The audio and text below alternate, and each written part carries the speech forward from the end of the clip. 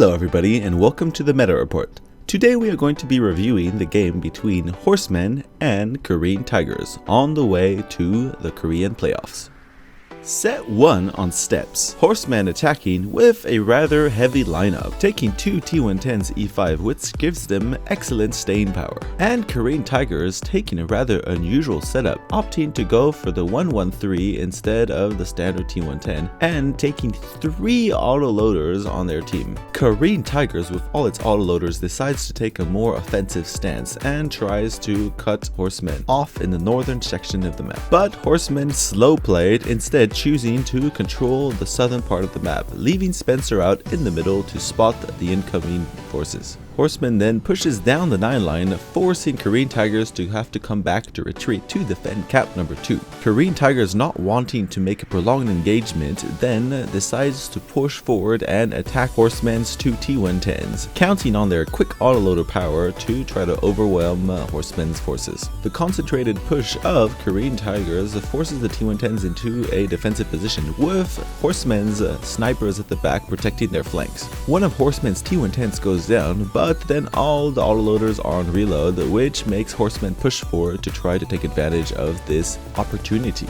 The T49 from Caren-Tiger gets taken out by Spencer, and the 140s manage to dig into the HP pool of Caren-Tigers, but do not kill any of their tanks. Caren-Tigers autoloaders then be reloaded and decide to resume the offensive, but their HP is so low that they cannot really rush in, as Horsemen have set up a very good crossfire. The engagement then turns into a hull down exchanging of shots, which is very good for Horsemen since they are after all very good hull down tanks. But the 113s are still in the way, and Horsemen is forced to push out against them to try to take them out, which causes them to lose even more tanks. This ends up being a very close game as Gorilla bounces off a round off his turret, affording him to take the shot to win the game. Horseman wins the first round. Set number 2, Horsemen defending, using the same lineup but switching out the STB1 for a Leopard 1, which in my opinion is not a very good idea, Leopard 1 being so weak. And Caren-Tigers choosing to use the exact same lineup, which is apparently what they do. Both teams deploy on the eastern side of the map, with Spencer doing a very risky scouting run and is able to spot all of Caren-Tigers' forces even though he loses some of his HP doing so. Caren-Tigers, knowing that they have been lit, decide to halt their advance so that they cannot be crossfired by Horsemen's forces, and pull all their TVPs back up on the K line while their 2 113s go forward and try to bait Horsemen to attack. Horsemen, however, do not fall for the bait, and the Caren-Tigers have to try a different tactic to try to uproot the strong Horsemen defensive positions. They do so by sending only 2 tanks to cap number 1, the T49 to sit there, and the 113 to give the illusion that the forces of Caren-Tigers are on that section of the map, while in fact leaving the majority of the forces on the 8-9 line. But Spencer is in the bush, and he is positioning himself not to spot cap number 1. Opulus, thinking that nobody can spot him, then stays there, Spencer poking out with all of Horseman's tanks ready to fire at him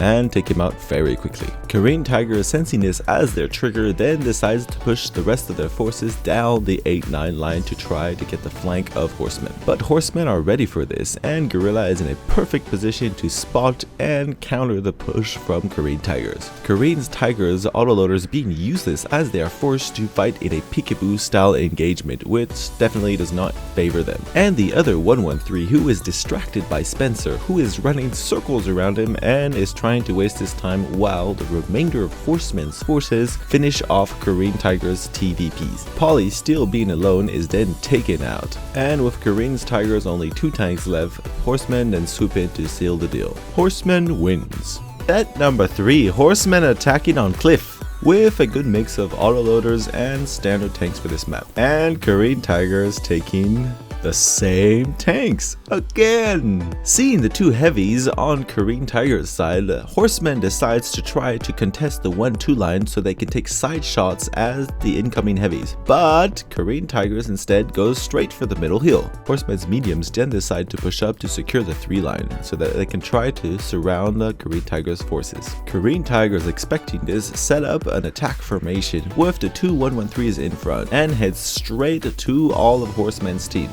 This attack formation works very well as horsemen are very light and are unable to run away, slowly being pushed down the hill and eventually killed. Caren-Tigers win.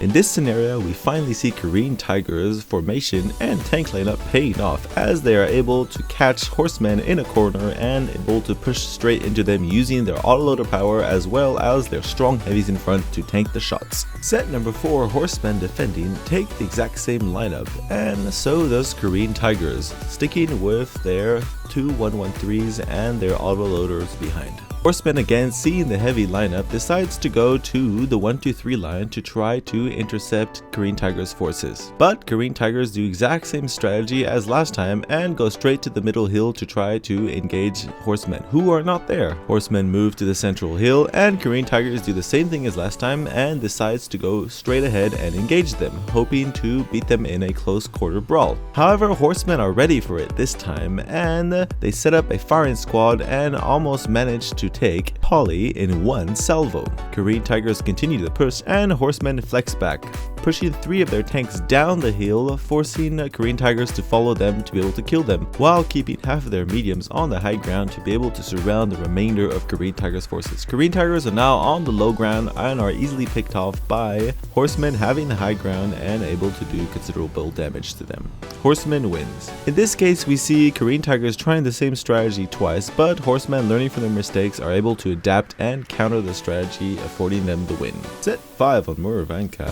Horsemen defending takes a rather usual setup with 2 T110s and a healthy mix of mediums and autoloaders. And you guessed it, Caren-Tigers with again the same lineup, 2 113s and a pack of autoloaders following behind. Horsemen sets up their defense in between both caps with the bulk of their force up on top of the hill while Spencer is spotting for cap number 2. Caren-Tigers moves to try to make a push on cap number 2 but are spotted by Spencer and then try to blind fire him. Spencer gets hit a couple times but does not get lit and remains hidden the whole time, which forces Caren-Tigers to find a different approach or risk losing lots of HP. They do this by going completely around the map and coming around on the 1-2 line, waiting for the 113s to get there before they make their push together. The push happens, but Caren-Tigers is not able to secure any kills, and as their autoloaders reload for the next engagement, horsemen are able to pick them off very easily and lower down their HP even more. Horsemen then using its superior HP on its T110s to push forward and seal the deal. Horseman wins. In this case, we see horsemen moving back again from its positions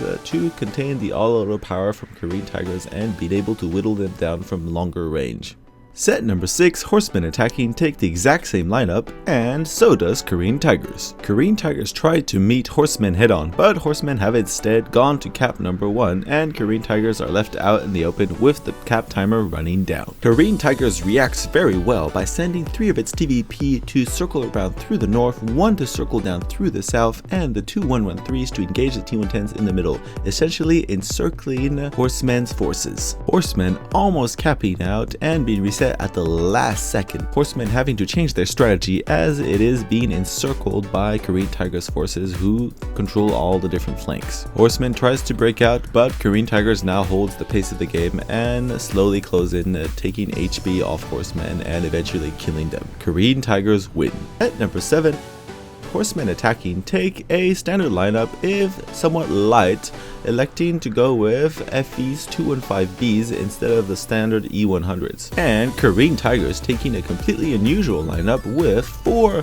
113s, 2 backchats, and 1 T54 lightweight, which is pretty strange, and a somewhat aggressive lineup for defending Himmelsdorf. Horsemen sets up a spread out formation, sending 1 I7 in the middle to spot for enemy positions, 1390 and a backchat to go scout out the rail lines, with the E100 staying back ready to be deployed on any side of the map. Spencer, however, gets a bit too aggressive in his spotting run and gets taken out by the backchats from Caren-Tigers, with Gorilla not being able to do anything to help him, and retreating back to help the heavies on the hill. Caren-Tigers, obviously having studied horsemen's tactics, send its 4 113s up the hill to try to catch horsemen off guard and take out half of their forces. Opulus doing an excellent job of baiting shots out of Archon to force him to reload for when the 113s attack. 113s crest, but it's too late for horsemen as they are forced to back down and Archon starts to take damage. One more volley finally takes him out, and the FEs are still running away.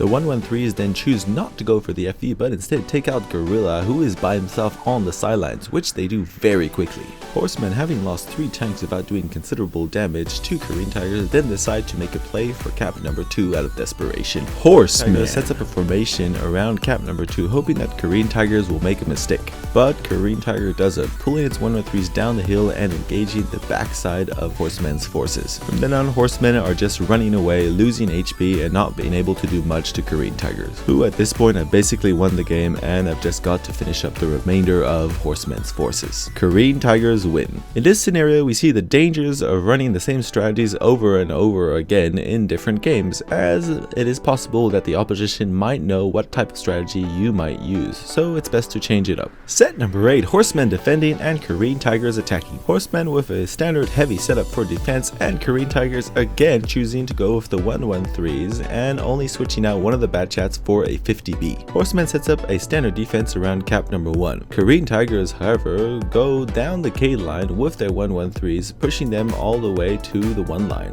Caren-Tiger then pushes down the railroad tracks, putting the T-54 and the 113 on cap, while the other 3 113s push all the way down the 1 line to take out Spencer, who is not able to get away from the 113s. Polly pushes around the train hangar, forcing Archon back, and Decamori sets himself up to provide crossfire to defend the cappers. Horsemen's E100s clump up and try to go to take out the cappers, but are stuck in the crossfire with Caren-Tigers having surrounded them and start to shoot them from different angles as they try to move around. From this moment on, Horsemen are out in the open and being taken out from different angles, not being able to accomplish much with their slow E100s, who are just being shot from different angles as Caren-Tigers sets up a complete surround of Horsemen's forces. Horsemen having let itself again be surrounded by Caren-Tigers. Caren-Tigers win.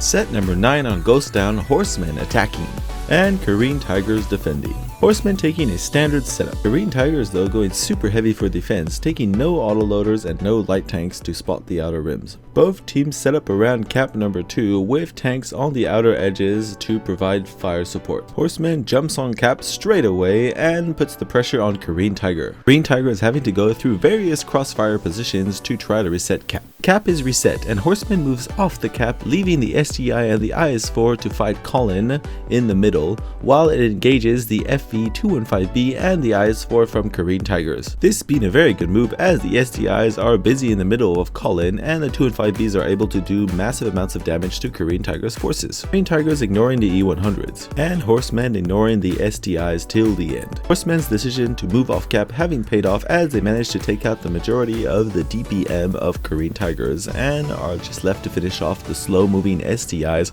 who do not have a lot of firepower. Horsemen wins. This scenario we see Horsemen doing a quick decision to take out the enemy's higher DPM tanks, leaving the slower SDIs back for later, which pays off. I am Robbie1 Kenobi and this was the Meta Report.